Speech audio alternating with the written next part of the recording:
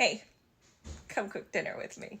I am at the end of a very huge leftover ham, and one of my favorite things to do with a huge bone is to make soups.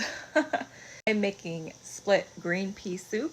I'm going to have it cook all day with the ham bone. It's gonna be quick to throw together and everybody's gonna love it. Let's make some split pea soup. I'm gonna make a little wedge salad for the side too.